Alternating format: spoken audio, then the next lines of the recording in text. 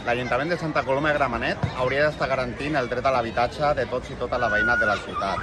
Per contra, ens estem trobant que l'Ajuntament Informa van publicar amb aquest titular que Santa Coloma de Gramenet combate el fenómeno de las ocupaciones ilegales.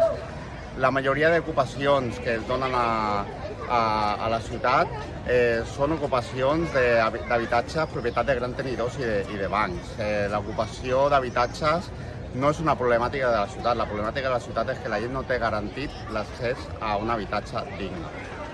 Quan ens demanen que denunciem els nostres veïns o que denunciem a gent que pugui estar a la nostra finca amb pinta sospitosa, el que realment ens estan intentant de generar és que tinguem una por, un enemic que no existeix. Estan intentant de fer aterrar aquesta campanya contra les ocupacions que ja hem vist que s'ha instrumentalitzat en la campanya electoral a Barcelona, i per tant el que estan fent és fer que tinguem la por a perdre una casa que potser no tenim, o fer que tinguem por a que ens ocupin la casa, cosa que no és veritat, que és quan algú ocupa una primera residència no parlem d'una ocupació, sinó que parlem d'una violació a domicili, cosa que, permet a la policia accedir en el mateix moment. Per tant, el que està fent realment l'Ajuntament de Santa Coloma és infundar una por en els veïns a perdre la casa, està intentant d'instrumentalitzar aquesta campanya, contra el fenomen de l'ocupació, quan el que realment hauria d'estar fent és apostant per polítiques públiques d'habitatge i intentar equiparar el sostre d'habitatge social,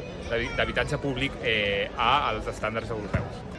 Amb aquesta portada l'Ajuntament Informa, l'equip de govern municipal, el Partit Socialista, ha fet que la portada d'aquest mitjà municipal estigui amb el discurs de l'extrema dreta. Això no es pot tolerar, no es pot permetre. Per això, la CUP Gent de Gramenet evitarem que això torni a passar, i també el que farem és lluitar per garantir el dret a un habitatge digne per tots i totes les veïnes de la ciutat.